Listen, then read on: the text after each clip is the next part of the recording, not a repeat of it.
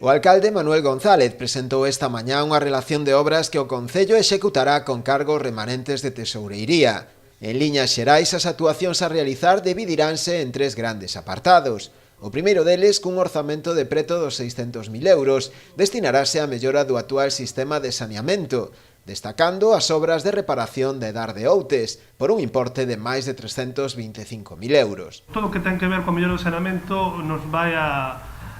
levar a invertir algo case 600.000 euros. Deste millón e medio, case 600.000 euros van destinadas a eses proxectos que vendes aí, mellora da EDAR da Serra de Outes, mellora da EDAR da estación depuradora que hai en Cando, na parroquia de Cando,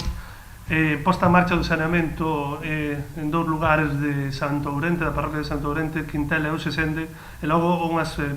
pequenas melloras tanto no cruceiro de Ró como en outras zonas do Concello. Outro importante bloque, cun orzamento duns 450.000 euros, irá destinado á realización de proxectos de mellora e reparación de camiños e vías públicas en distintas parroquias do municipio. Aquí incluímos, ademais da humanización da Rúa do Doutor Esperante aquí na Vila da Serra, como dicía antes,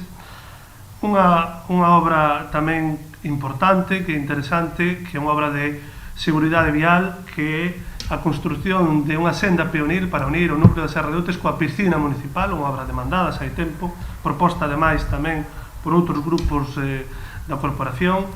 e que tamén representará un investimento importante de cerca de 130.000 euros. O outro apartado, dotado cuns 228.000 euros, irá destinado ao mantemento de espazos de lecer e infraestructuras públicas, destacando o mantemento dos paseos marítimos do Freixo e de Broña, do paseo fluvial do río Tines, así como tamén a reparación das instalacións do Club de Remo Taxamar, en Pontenafonso. O alcalde agarda que a proposta presentada sexa do agrado de todos os grupos da corporación, para a que espera contar co seu apoio, xa que, segundo el, son actuacións urxentes e moi necesarias para a mellora da calidade de vida dos veciños do municipio.